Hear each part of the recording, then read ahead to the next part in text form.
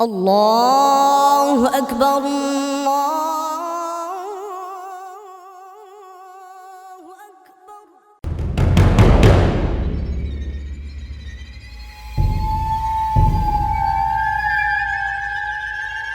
ঢাকার ব্যস্ত শহরের মাঝখানে এমন একটি মসজিদ দাঁড়িয়ে আছে যার বয়স ৩ শতাব্দীরও বেশি।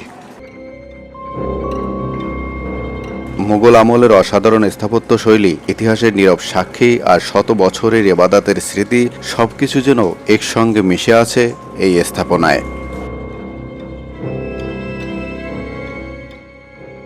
আজ আমরা জানার চেষ্টা করব পুরান ঢাকার অন্যতম ঐতিহাসিক নিদর্শন খান মোহাম্মদ মির্ধা মসজিদ। জানব এর নির্মাণ ইতিহাস, স্থাপত্যের সৌন্দর্য এবং এমন কিছু বিশেষ তথ্য যা অনেকেরই অজানা। পুরান ঢাকার লালবাগ এলাকায় লালবাগ কেল্লা থেকে প্রায় ৫০০ মিটার পশ্চিমে অবস্থিত এই ঐতিহাসিক মসজিদ। ব্যস্ত জনজীবনের মাঝেও এটি যেন অতীতের এক জীবন্ত স্মারক। ইতিহাসবিদদের মতে ১৭০৪ থেকে ১৭০৫ খ্রিস্টাব্দে মুঘল আমলে এই মসজিদ নির্মিত হয়। নির্মাণ কাজের তত্ত্বাবধানে ছিলেন কাজী এবাদুল্লাহ। তবে মসজিদটির নামকরণ করা হয় তৎকালীন প্রভাবশালী ব্যক্তি খান মোহাম্মদ মির্ধার নামে। এই মসজিদের সবচেয়ে ব্যতিক্রমী বৈশিষ্ট্য হল এটি মাটির সমতলে নয়, বরং একটি উঁচু প্ল্যাটফর্মের উপরে নির্মিত।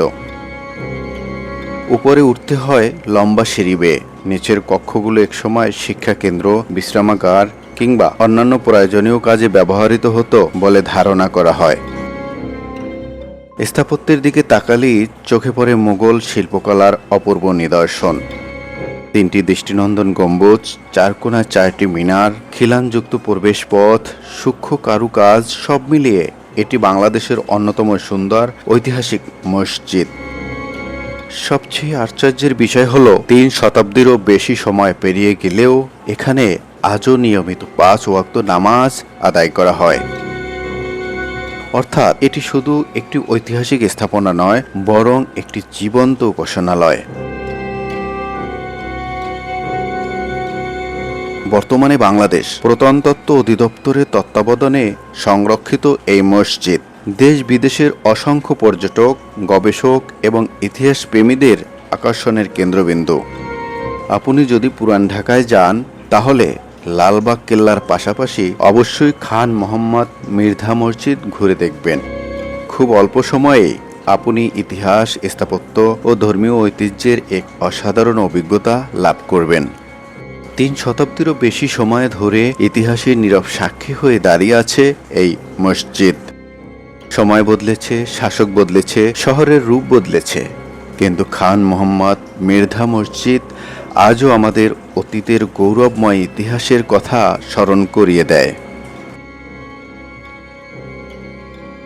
এমন আরও ঐতিহাসিক স্থান, অজানা ইতিহাস ও বাংলাদেশের ঐতিহ্য নিয়ে ভিডিও দেখতে আমাদের চ্যানেলটি সাবস্ক্রাইব করুন। ভিডিওটি ভালো লাগলে লাইক দিন, আপনার মতামত কমেন্টে জানান। বন্ধুদের সঙ্গে শেয়ার করতে ভুলবেন না।